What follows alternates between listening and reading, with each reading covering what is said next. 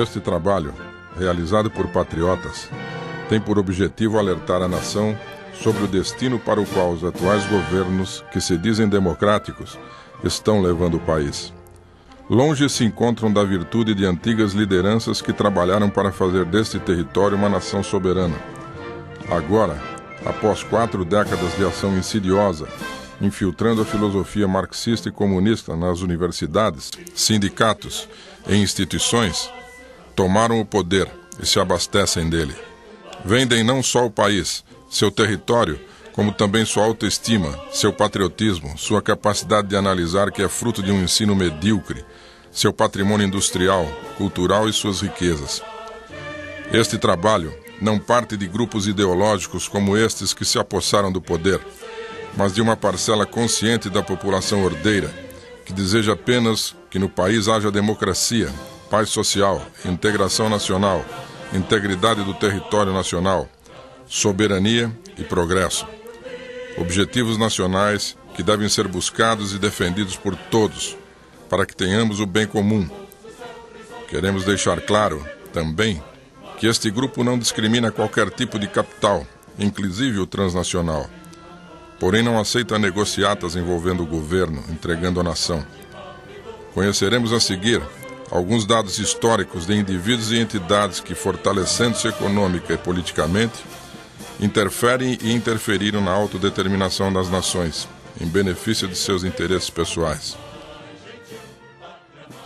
São eles, os Rothschild, a história real das instituições que levaram o Brasil ao estado atual, desconhecido pela maioria do povo que acredita ser livre, tem início no século XVIII. Nasce em Frankfurt, Alemanha, no ano de 1744, Meyer Anskel Bauer. Este indivíduo fica órfão com 15 anos de idade e inicia um trabalho como assistente em banco. Aprendeu a lidar com finanças e colecionava moedas raras, que lhe proporcionou conhecer a família Thur and Taxis, que fazia o serviço de mensageiros para o rei William IX da Alemanha por todo o Santo Império Romano. Em contato com o monarca, iniciou sua carreira de agente financeiro da corte e administrador da região de Hesse-Kassel. Durante esse período, segundo a Enciclopédia Britânica, Meyer estabeleceu o padrão que seria sustentáculo de poder de sua família: fazer negócios com casas reinantes, ter muitos filhos para atuar em diversos países, desviar dinheiro das casas reinantes que foi origem de sua fortuna. Isso nos lembra alguma coisa? Em 1815, os Rothschild eram os principais financiadores do Império Britânico, pois compraram grandes dívidas do príncipe George, depois tornado rei George IV. Envia seu filho para os Estados Unidos da América, onde se alia aos Morgan, em Nova York, quando inicia-se uma caminhada de poder e riqueza que se espalha pelo mundo. Os Rockefeller. No início da Guerra Civil Americana, J.D. Rockefeller era um jovem corretor de produtos agrícolas em Cleveland. Percebeu o potencial incipiente da indústria do petróleo e fundou, em 1863, sua primeira refinaria. Em 1870, incorpora a Standard Oil e, após inúmeros atos de criminalidade moral nos negócios, é desmascarado por Hilda Tarbell em 1902, filha de um concorrente arruinado. Hilda faz uma campanha nacional contra os Rockefeller e seus métodos, impetrando várias ações judiciais, levando a família Rockefeller a fundar a Standard Oil Trust, uma companhia impenetrável aos olhos das investigações públicas, fundando outras 8 empresas para fugir das sanções legais e aumentando sua riqueza. Em 1910, investem 11 milhões de dólares na criação de um departamento de pesquisas eugênicas para a melhoria da raça, e conhece Rudin, pesquisador alemão, que funda a Sociedade Alemã para a Higiene Racial, precursora dos institutos raciais de Hitler.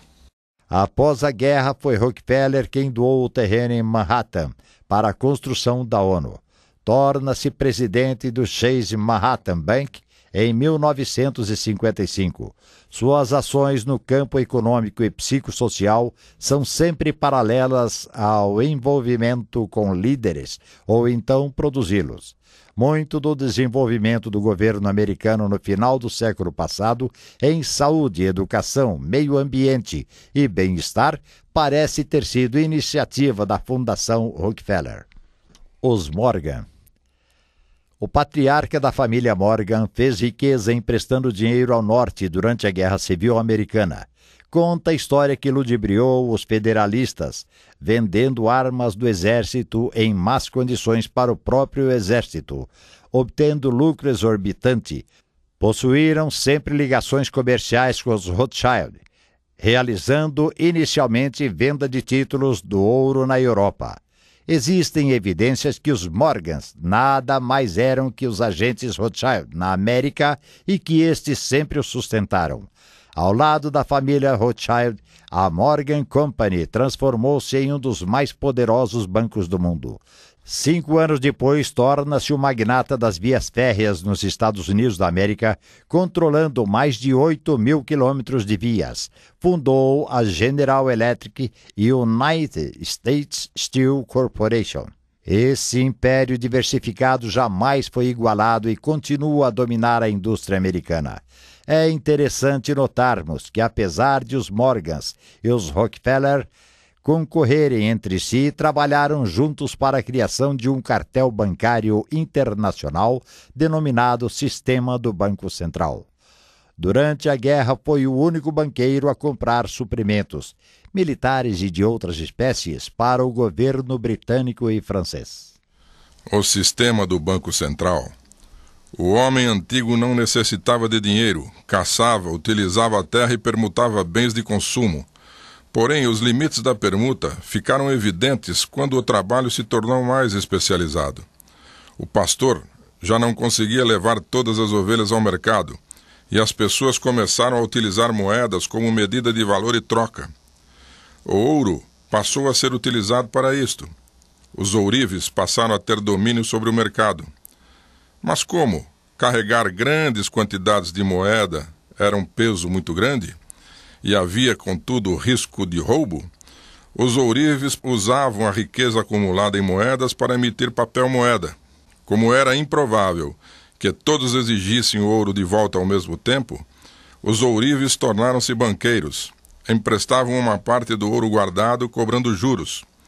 Isto ficou conhecido como reserva fracionada, ou sistema bancário fracionado, que funcionava bem desde que não houvesse uma corrida ao banco. Junto disto estava o conceito de dinheiro ordenado.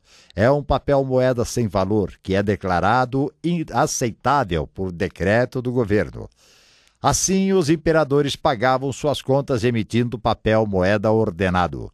No sistema atual, é semelhante ao de 7 séculos atrás, só que agora são os banqueiros e não os imperadores que lucram com o dinheiro e que criaram um mecanismo incrível para fazer isso, o sistema do Banco Central. Thomas Jefferson sabia que, pelo exemplo da Europa, um banco central se tornaria rapidamente o controlador de uma nação. E o Banco Central foi criado em 1913 a partir de uma primeira reunião secreta na ilha de Jekyll, retiro de J.P. Morgan, com a presença de representantes dos Rockefeller, da empresa Kahn e Lobel, dos Morgan, dos Warburg, representando os Rothschild. Isto ocorreu após a criação de um pânico financeiro, o qual alguns pesquisadores acreditam fora criado artificialmente para que a população aceitasse a ideia do Banco Central, organizador do caos.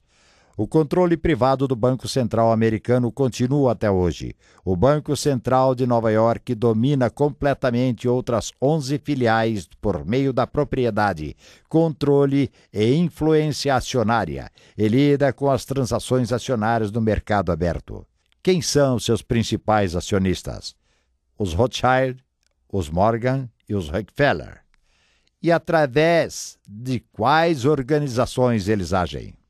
Veremos a seguir exemplos de alguns grupos que possuem domínio financeiro e político sobre a humanidade e suas formas de ação, principalmente sobre países não soberanos, se é que existe algum.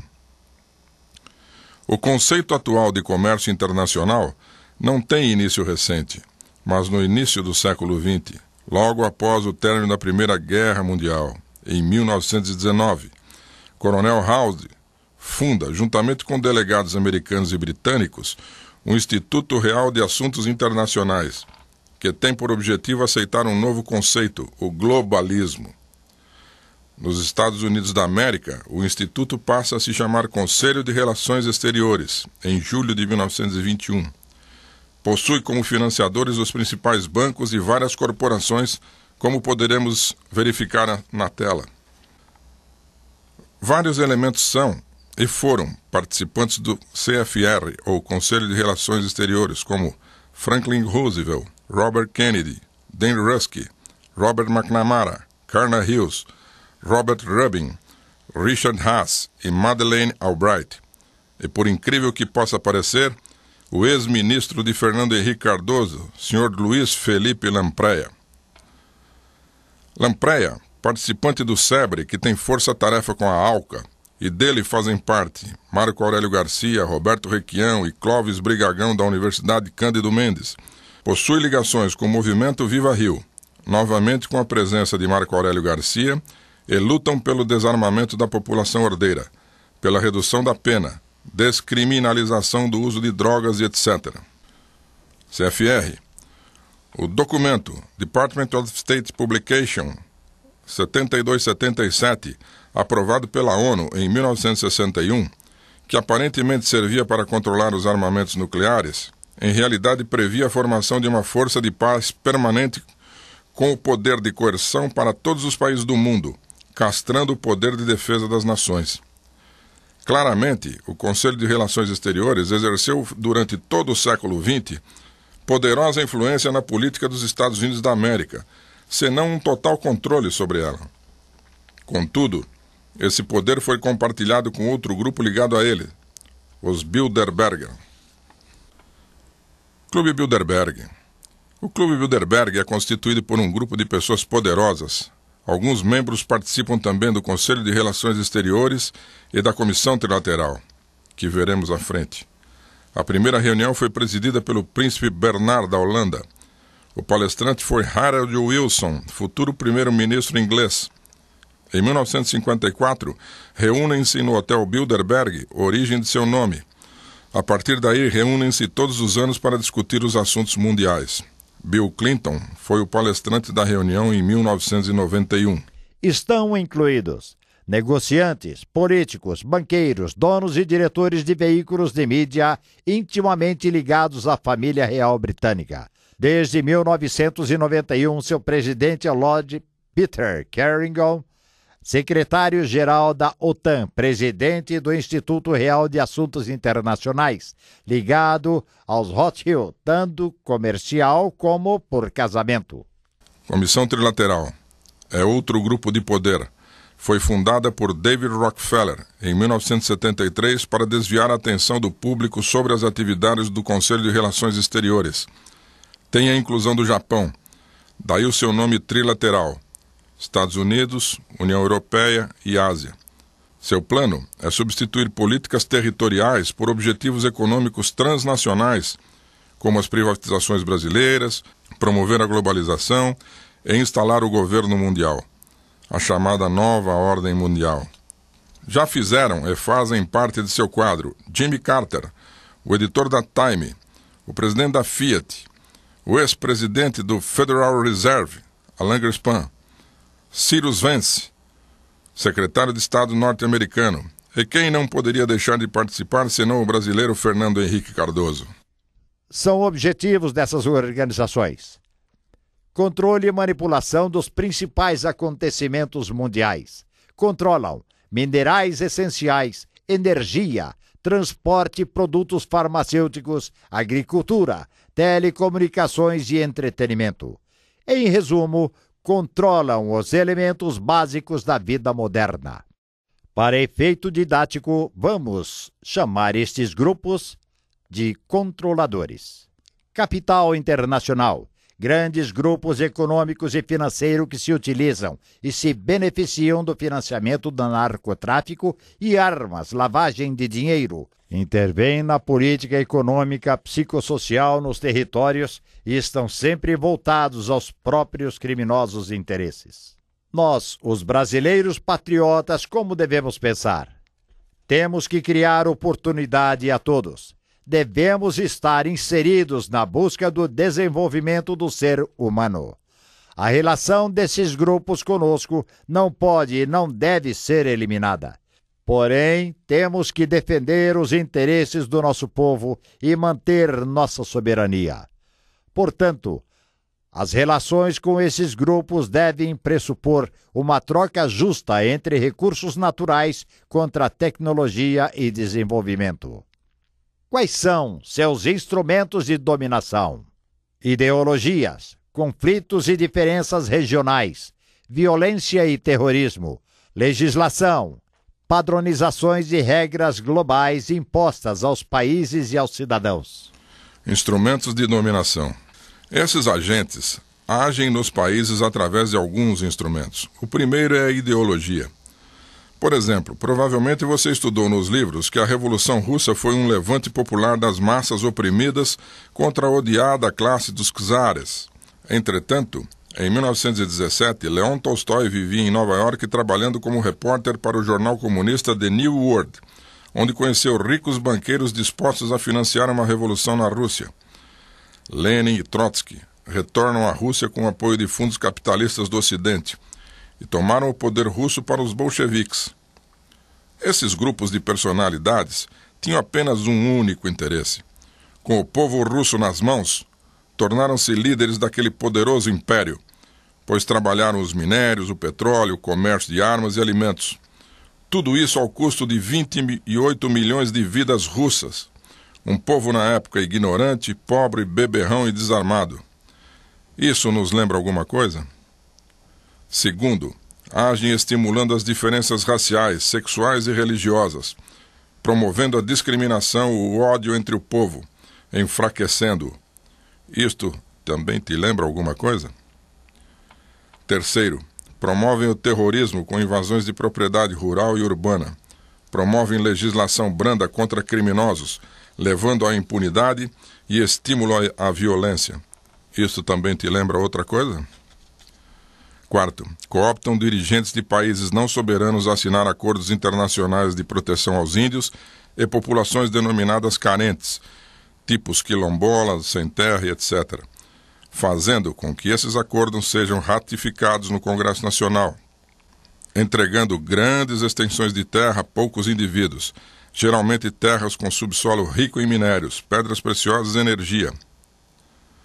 Os 250 mil índios, que correspondem a 0,2% da população brasileira, detêm hoje 33% do território da Amazônia, o que quer dizer 13% do território nacional. Porém, existem 25 milhões de brasileiros na área que não possuem o mesmo tratamento. Utilizam-se também do monetarismo. De que forma? Vinculam os salários de profissionais públicos às dívidas contraídas de forma que o dinheiro passe diretamente ao credor. Fazem isso com dinheiro de pensão dos aposentados, dos militares, etc., endividando a população, que perde o poder de mobilização. Usam os meios de comunicação de massa para bestializar a sociedade via novelas, BBBs, programas baratos de entrevistas, por onde circulam figuras não exemplares, programas subculturais, geralmente nivelados por baixo, sem conteúdo teórico, apologia de culturas primitivas nas quais é desnecessário desempenho intelectual, estudo e treinamento intenso, banalizando as artes e ferindo a autoestima do povo inconsciente, principalmente das crianças e adolescentes que acreditam estar aprendendo alguma coisa. Promovem o crime organizado, através da associação de elementos do poder do Estado que se unem a marginais para fins delituosos de todas as espécies. Para compreender o mundo, devemos estudar as evidências, evitar a paranoia destrutiva e a fé ingênua, juntar pistas que provem a influência dessas sociedades nos acontecimentos mundiais, buscando as impressões digitais do que deixou há muito de ser apenas conspiração. Se o CFR, Comissão Trilateral, Diálogo Interamericano e os Bilderberg são formados por pessoas inocentes trabalhando por um mundo próspero. Por que tanto segredo? São ações dos controladores. Promover um governo mundial com nova ordem. Destruição das entidades e orgulho das nações. Destruição da religião, principalmente a cristã. Controle total das pessoas através do controle mental, tectrônica. Criação de autômatos e um sistema de terror. Acabar com a industrialização, tornando os desempregados viciados em drogas ou mera estatística no processo de eliminação. Legalização das drogas e pornografia. Repressão a todo movimento científico. Enfraquecer a fibra moral da nação. Desmoralizar o trabalhador de classe média, levando ao uso de álcool e drogas.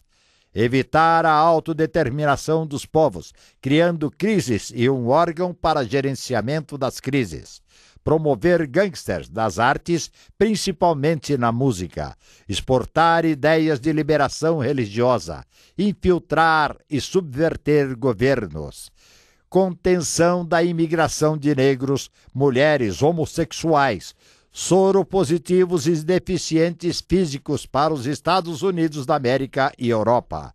Contenção da influência e prestígio da única força de proteção do povo, as Forças Armadas e seus integrantes.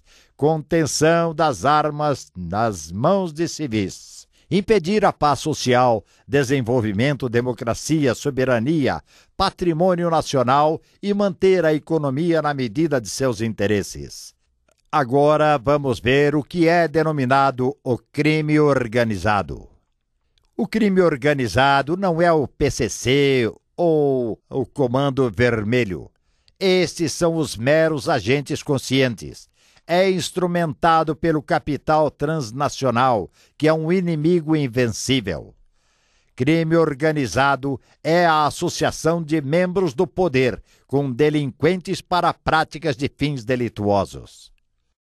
Governo real. Este é um quadro que demonstra de forma didática o que está acontecendo no país. Em primeiro plano temos o poder maior, constituído por instituições transnacionais econômicas que agem diretamente sobre elementos das organizações político-administrativas. Muitas vezes senhores respeitáveis, cientistas, professores universitários, técnicos administrativos, juízes, delegados, etc. Aonde estão localizados esses elementos? Em primeiro lugar, nos partidos no poder, seguidos de força de sustentação cujos elementos fazem parte dos quadros da Polícia Federal, Justiça Federal, Receita, que fazem o trabalho de perseguição a cidadãos de bem, que são os socialmente esclarecidos desses fenômenos criminosos. Utilizam-se de agentes de influência como a mídia, que mesmo sabendo dos atos de corrupção, nunca antes vistos neste país, jamais deflagram processos de desmoralização contra esses governos. Por que será? Possivelmente devem estar satisfeitos com as gordas contas públicas em propagandas que recebem. As ONGs, mais de 100 mil. O general Heleno, ex-comandante militar da Amazônia, disse: mais de 100 mil ONGs só na Amazônia, protegendo os direitos dos índios. Por que não vemos essas ONGs protegendo os nordestinos da seca? Será porque não existem minérios no subsolo? Metais preciosos? Diamantes? Ou será que os 250 mil índios são antropologicamente mais importantes que nossos irmãos do Nordeste? Ou será porque no Nordeste não existem fronteiras internacionais? Utilizam-se das ONGs como o Viva Rio, que em realidade congrega vários movimentos, como, por exemplo, movimentos contra as políticas de controle da criminalidade, dos movimentos favoráveis a descriminalizar as drogas, assim como o atual governador do Rio de Janeiro e também o ministro do Meio Ambiente, que participa de passeatas a favor da liberação das drogas. Utilizam os sindicatos, membros das sociedades de representação de classe, conselhos de classe, para implementar ideologias deturpadas em cada segmento da sociedade, como se fossem verdades testamentais. O PCC, o Comando Vermelho, os Amigos dos Amigos, são utilizados como forças subterrâneas que instilam o terror através de assassinatos, estupros, sequestros, tráfico de drogas e armas, contrabando, sendo também uma fonte de recurso para a força motriz no poder. São denominados de quarto poder. E, por fim, mantém relações com a narco-guerrilha rural e urbana representada pelas Farc, MST, Via Campesina, MTST, e agora grupos terroristas internacionais como o Hezbollah, os Tupamar, o Sendero Luminoso, o IRA, o MIR, que sequestrou Abílio Diniz, o ETA, o Farabundo Marte e tantos outros. A partir da região da Tríplice Fronteira, um dos locais da Terra denominados de lawless, ou seja, totalmente sem lei, aonde o Estado não exerce poder algum, e estão disseminando-se pelo país. O que tudo isso tem a ver com o Brasil? Afinal, somos um povo pacífico que gosta de samba e futebol. Não nos interessamos por conflitos, pois acreditamos que jamais os teremos e que não os temos. A cobiça internacional por um país rico em recursos, junto à ânsia de poder de um grupo terrorista e comunista que conseguiu, através de financiamento externo, tomar o poder, está ludibriando a população pobre, desarmada e inculta, sobre o seu real projeto para a nação que veremos a seguir. Em 1969, Fernando Henrique Cardoso recebe da CIA e da Fundação Ford recursos para implantar a filosofia marxista dentro da Universidade de São Paulo e funda o Centro de Estudos Brasileiros em Política e Estratégia, o CEBRAP, que também tem a função de desacreditar as Forças Armadas. Nos anos seguintes, recebe mais de $1 milhão para consolidar essa ação. Sugere a Lula a criação de um partido que viria a ser o PT, que até então era uma esperança de moralização e justiça para toda a nação. Como disse a senadora Heloísa Helena, meus caros, não tínhamos dinheiro nem para andar de ônibus. Lula dormia no chão de minha casa em Maceió e Zé Dirceu no sofá. Tínhamos um único objetivo para o povo. Estes indivíduos não são os que eu conheci. Não tinham dólares nas cuecas, nem participavam de mensalões e negociatas. Nossos atuais governantes utilizaram-se e utilizam-se de alguns agentes que ajudaram e ajudam, em teoria, a conquista e manutenção do poder, uma vez que a tentativa de instalar um governo comunista, por eles no passado, através da força, foi rechaçada pelas forças patrióticas que mantêm a ordem e a liberdade dentro da nação. E elas não nos faltarão, tenham certeza. Esses agentes são o fabianismo, o Diálogo Interamericano, o Instituto Tavistock, o Gramscismo, a Escola de Frankfurt e o Foro de São Paulo. Fabianismo tem por objetivo evitar a luta direta contra o inimigo, prefere a infiltração e a corrosão de suas instituições. E como é utilizado no Brasil? Foi trazido por Fernando Henrique Cardoso, que tentou entrar na Internacional Socialista e foi rechaçado em favor de Leonel Brizola.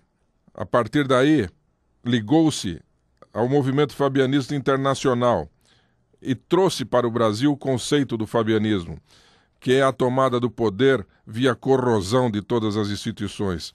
E fez isto durante todo o período, desde seu retorno até a tomada do poder. O Diálogo Interamericano, fundado em 1982, após a Guerra das Malvinas, é o centro de planejamento estratégico e propaganda política das oligarquias anglo-americanas para o hemisfério ocidental. Foi criado pelo Partido Democrata dos Estados Unidos da América, sob a presidência de Jimmy Carter. Tem como proposta estabelecer estruturas supranacionais para atuar no continente, vigiando as atividades militares e promovendo intervenção quando necessário. No governo Clinton, anunciou um plano para eliminar a soberania dos estados da América Latina. Seus membros se reúnem periodicamente para discutir assuntos comuns aos países do hemisfério, que não por coincidência se tornam políticas do governo dos países membros do diálogo, como, por exemplo, a atual Estratégia Nacional de Defesa, criada por Mangabeira Unger e pelo ministro Nelson Jobim. Quais são os objetivos do diálogo interamericano? Política neoliberal de abertura econômica desenfreada, defesa da legalização do uso de drogas, politização dos problemas ambientais, desestabilização das forças armadas, promover o socialismo nas universidades e sindicatos. São membros Raul Alfonsin, Júlio Sanguinetti, Gonzalo Sanches de Lozada, Robert McNamara, secretário de Defesa dos Estados Unidos da América, Mário Vargas Llosa. Fernando Henrique Cardoso, levado ao diálogo por Peter Bell, que foi representante da Fundação Ford, financiadora do SEBRAP, doou mais de $1 milhão a Fernando Henrique Cardoso após 1969. São alguns membros brasileiros do diálogo: Fernando Henrique Cardoso, Lula, Ciro Gomes, Celso Laffer, Emerson Capaz, Aloísio Mercadante. Nas eleições presidenciais brasileiras de 2002, os principais candidatos eram membros do Diálogo Interamericano. O outro mecanismo é o Instituto Tavistock. Em 1932, John Howland Rees torna-se diretor da Clínica Tavistock. Propõe a indução deliberada de formas controladas de comportamento neurótico e mesmo psicótico, com o propósito de exercer controle psicológico de massa sobre a sociedade. As equipes Tavistock desenvolveram métodos para a concretização da nova ordem mundial, com o uso dos meios de comunicação de massa para criar um ambiente controlado. Conferiram atenção no trabalho de destruição da família e promoção da infantilidade dos indivíduos, dando enfoque na sexualidade infantil e seus efeitos sobre a personalidade, produzindo adultos com desenvolvimento intelectual de crianças neuróticas. Entre os mecanismos de dominação, o Foro de São Paulo talvez seja o mais importante. Após queda do Muro de Berlim em 1989 da União Soviética, Fidel Castro é obrigado a substituir apoio do Bloco Oriental pelo apoio transnacional sul-americano. Fidel e Lula convocam em 1990 grupos guerrilheiros da América Latina para uma reunião. Partido dos Trabalhadores do Brasil, PDR do México, Antônio Navarro Wolff, colombiano, Movimento Bolívia Livre, ligado ao Partido Comunista Chinês, Partido Comunista Cubano, Exército de Libertação Nacional da Colômbia, Tupamaros, FARC, Frente Sandinista de Libertação da Nicarágua, União Revolucionária Nacional da Guatemala, Frente Farabundo, Marte de Libertação Nacional, Sendero Luminoso. A reunião é denominada de Foro de São Paulo. O Foro de São Paulo, senhoras e senhores, depois do diálogo interamericano, talvez seja a maior expressão da força de dominação que se abateu sobre a América Latina. É a maior reunião socialista do mundo, aceita grupos terroristas e criminosos em seu quadro, como, por exemplo, as FARC, o PCC, o Comando Vermelho, Sendero Luminoso e muitos outros, como veremos a seguir. Seu emblema é a América Latina de cabeça para baixo, pintada de vermelho. Hoje mudaram para um novo emblema verde e amarelo para disfarçar sua ideologia. Criam um Estado maior civil composto por Fidel Castro, Lula, Tomás Borges, ministro de Daniel Ortega e Frei Beto. Criam um Estado maior militar composto por Daniel Ortega, líder sandinista, Henrique Goiarán Merlo, do Exército Revolucionário do Povo de Colômbia, membros do Tupac Amaru. Sistema de comunicação, Revista América Livre, formas de financiamento, sequestro, assaltos a bancos, roubo de gado, cobrança de impostos, pirataria, narcotráfico. Com o marxismo em desprestígio, adotam disfarces: indigenismo, ecologia radical e fé. O indigenismo é utilizado para encobrir a ação de grupos revolucionários e a provocação do separatismo. Observemos nessas figuras a localização das reservas indígenas e as áreas de subsolo rico na Amazônia. Será uma mera coincidência? Lembremos-nos que existem mais de 100 mil ONGs na Amazônia trabalhando há 40 anos fazendo um trabalho enorme sobre essas populações indígenas e a averiguação do subsolo dessa região. A ecologia radical é realizada através de ONGs, promotoras do terrorismo, assim como as Farc e o MST, que obstaculizam obras de infraestrutura em vários setores. Em 1995, Hugo Chávez é engajado ao Foro de São Paulo e se torna hoje sua principal liderança, mesmo porque possui material bélico suficiente para intimidar qualquer país na América Latina. Gramsci disse: não ataquem a religião diretamente, pois isto só reforçará a fé e a solidariedade internas. Penetrem nas igrejas e substituam o evangelho por nosso próprio ópio, o marxismo, como se fossem evangelhos. A partir da Conferência dos Bispos da América Latina em 1968 em Medellín, que afirmou a opção preferencial pelos pobres, teólogos e agentes pastorais deslancharam uma reforma preconizando a multiplicação de pequenas comunidades de fé, denominadas comunidades eclesiais de base. Estas seriam animadas por ministros leigos, muitos treinados em Cuba, e países comunistas, que ao invés de dedicarem-se ao culto, deveriam associar o entendimento da Bíblia, associando a linguagens marxistas. Envolvia também uma aproximação entre as pastorais e o movimento social. O retorno dos terroristas do exílio criou no Brasil a oportunidade tão desejada de minar a tenra democracia com vistas a liquidá-la, e instalar a sonhada ditadura do proletariado. E não tenham dúvida, assim que conseguirem seu intento de tornar a América Latina um bloco socialista, e já estão muito perto disso, descolarão do proletariado, criando uns Comintern, como na União Soviética, aonde só eles é que terão as bênçãos de uma boa vida. Após essas denúncias, ocorre a mudança da sede do Foro de São Paulo para o estado do Pará, sob a tutela de Ana Júlia Carepa, governadora, para fugirem da associação com os atos de corrupção do governo, que assolam o país sob um mar de lama jamais visto, com a conivência dos meios de comunicação, sindicatos, associações, conselhos de classe, setores das igrejas.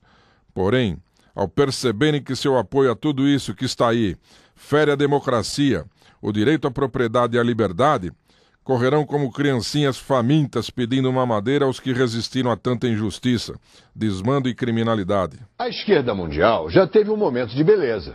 Che Guevara, Fidel Castro jovem, Cienfuegos, mesmo Mao da Longa Marcha, era uma bandeira de coragem, da luta por um novo homem. A esquerda já foi esperança, mas o tempo passou. E depois ela se mostrou incompetente, se corrompeu por dentro, criou uma classe de privilegiados, matou milhões em nome da vida, reprimiu milhões em nome da liberdade, mata milhões de fome na Coreia do Norte até hoje. Foi tudo um fracasso histórico e acabou. Só existe na América Latina como show e na mente de intelectuais medíocres como um sonho infantil. O show de Chávez se limpando do vexame depois que o rei da Espanha lhe mandou calar a boca foi patético. Aquele arrogante ditadorzão bancando o bonzinho com as crianças. E depois disse que os terroristas da Farc não são terroristas não, mas grupos de insurgentes. Na hora os terroristas o refutaram. Não, somos terroristas sim, e financiados pela cocaína, matamos com grana da droga e sequestramos mais 6 ontem. E vocês acham que intelectuais europeus e brasileiros têm coragem de denunciar os Chávez e as Farc? Nada. Eles têm medo de serem chamados de reacionários. Aqueles criminosos na floresta da Colômbia não são os heróis cubanos em Sierra Maestra, não. São traficantes de drogas em nome de um sonho que virou um pesadelo para... O Fórum de São Paulo é um encontro de partidos de esquerda da América Latina e acontece desde 1990. Entre os fundadores estão o PT do Brasil e as Farc, o grupo terrorista colombiano. Este ano, o fórum aconteceu em Montevidéu, no Uruguai, no edifício do Mercosul, à beira do Rio da Prata. Os participantes são representantes da velha esquerda da região. Entre os rostos conhecidos dos brasileiros estavam os petistas Marco Aurélio Garcia, José Eduardo Cardoso, Raul Ponte, Walter Pomar e Nilmário Miranda. O figurino geral é um atestado da monotonia do evento. Jaquetas de couro, paletó e, às vezes, gravata. Nada de militantes com camiseta do Che Guevara ou boinas, comuns em encontros esquerdistas. Nos discursos, todos dizem as mesmas coisas. Eles odeiam os Estados Unidos. A administração Bush, os verdadeiros e egoístas objetivos são apoderar-se dos recursos naturais do mundo. Amam a ditadura cubana. A solidariedade a Cuba, meus companheiros, nessa hora é mais importante que nunca. E acham que o neoliberalismo é culpado de tudo que acontece de ruim na região. O povo ha sido vítima del saqueo del capitalismo. El otro imperialismo, el lobo feroz, el lobo feroz. Combatendo o neoliberalismo, combatendo a exclusão social, combatendo a discriminação e lutando por uma sociedade mais justa e mais fraterna entre todos os brasileiros e negros, e estrangeiros, e todos os seres humanos. Eles também odeiam a imprensa burguesa. Há uma frase de um conservador francês que diz: "La légalité nous tue, la legalidad nos mata". E essa é a situação da direita e de seus pasquines, alguns dos quais incluso estão aqui assistindo a essa reunião, porque aqui é uma reunião democrática aberta a todos. E hasta os pasquines de extrema-direita têm direito de estar aqui.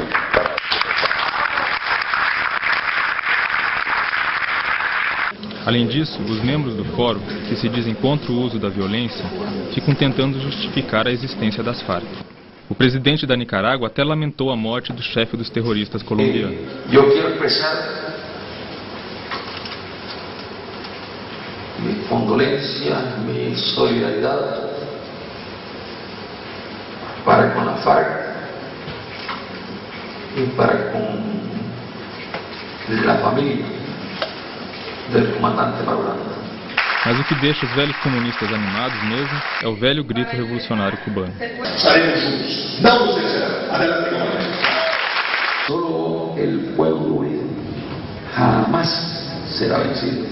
Solo los pueblos unidos de América Latina y el Caribe jamás serán vencidos. Que viva el Foro de Sao Paulo. ¡Viva la revolución!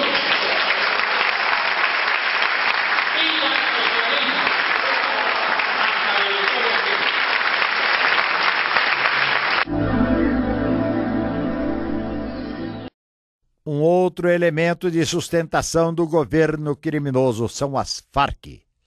Grupo terrorista colombiano, inicialmente tinha como objetivo a tomada do poder no país.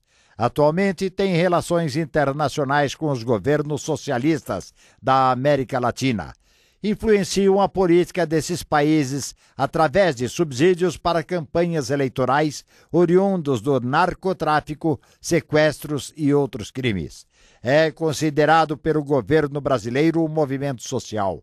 Raul Reis, um de seus líderes, morto recentemente, foi alçado à presidência do Foro de São Paulo durante 6 meses por Luiz Inácio Lula da Silva. São formas de financiamento da Farc: extorsão em pequena escala, impostos, pedágios, faturamento anual $1,3 bilhão. Extorsão em grande escala: empresas nacionais, empresas multinacionais, petróleo, agrícolas, pecuárias, industrial, comercial, financeiro, faturamento anual $5,7 bilhões. Abigeato, que é chamado o roubo de gado, $270 milhões. Assaltos, $400 milhões. Pirataria, $150 milhões. Narcotráfico, $1,130 bilhões. Faturamento anual total, $8,8 bilhões. Superior aos orçamentos de todas as forças armadas dos países andinos de 1994. Em 2008, iniciam a comercialização de material bélico residual da extinta União das Repúblicas Socialistas Soviéticas, após a invasão do Afeganistão. Sabemos que existem correndo pelo mundo mais de 100 ogivas nucleares soviéticas, nas mãos sabe Deus de quem, cada uma com poder de destruição 10 vezes superior às de Hiroshima e Nagasaki.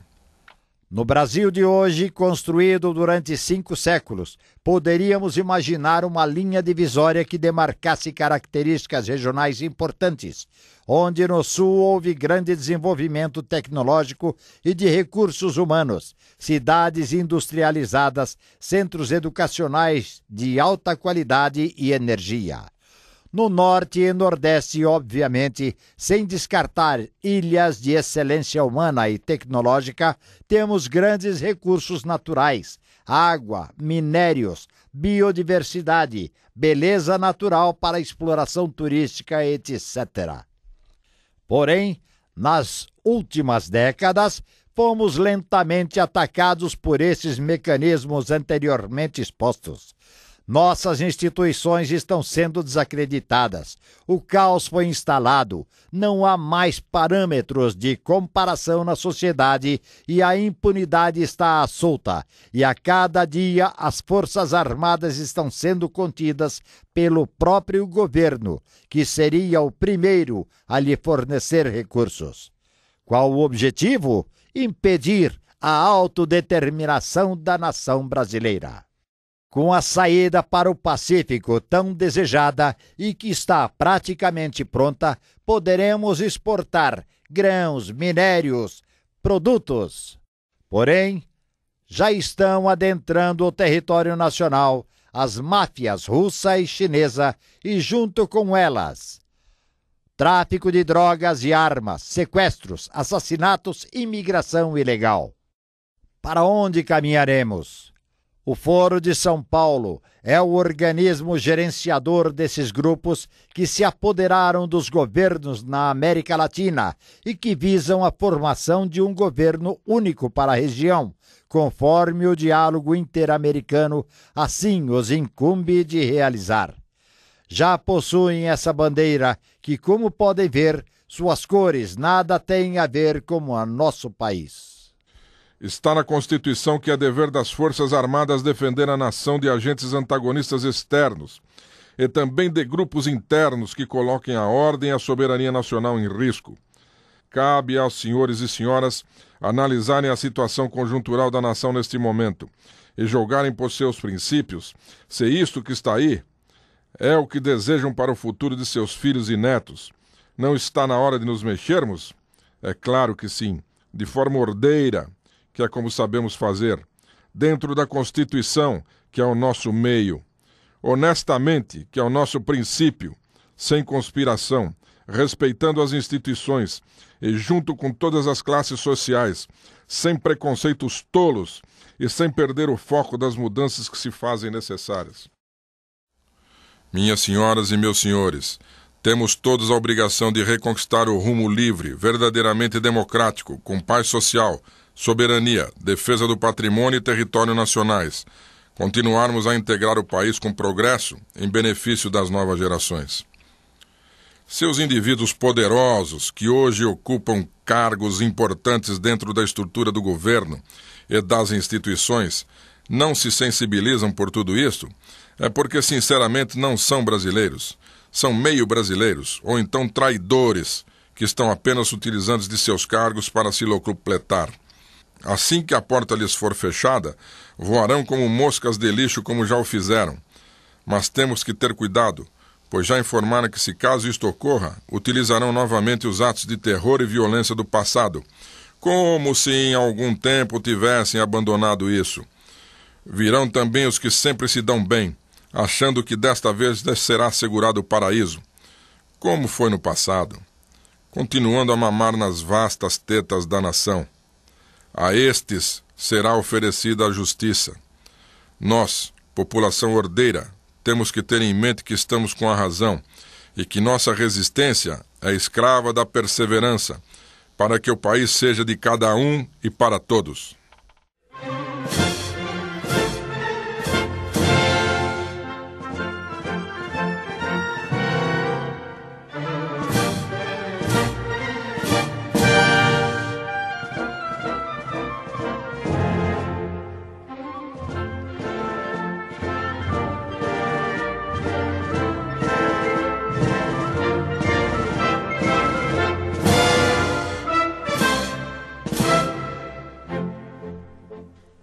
Ouviram no Ipiranga as margens plácidas de um povo heróico, bravo, retumbante.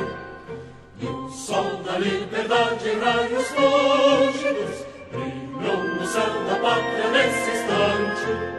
Se o penhor dessa igualdade conseguimos conquistar com braço forte, em teu seio, ó liberdade, desafia o nosso peito à própria morte. A pátria amada, idolatrada, salve, salve, Brasil, um sonho intenso, raio vívido, de amor e de esperança a terra desce. Formoso céu risonho e límpido, a imagem do cruzeiro resplandece. Gigante pela própria natureza, estrelas forte pálido colosso, e o teu futuro espelha essa grandeza. Terra dourada, entre outras vilas do Brasil, a pátria amada, dos filhos deste sol és mais gentil. Pátria amada Brasil, deitado eternamente em berço esplêndido, ao som do mar e à luz do céu profundo, fulguras, ó Brasil, florão da América, iluminado ao sol do novo mundo. Tu que a terra mais garrida, teus risonhos lindos campos têm mais flores, nossos bosques têm mais vida, nossa vida no teu seio mais amor. A pátria amada, idolatrada, salve, salve, Brasil de amor eterno seja símbolo, lá para o teu centas estrelado, e diga o verde louro desta flor, mas no futuro e glória do passado. Sedes da justiça clama forte, verás que o brilho teu não foge a luta, nem tem ninguém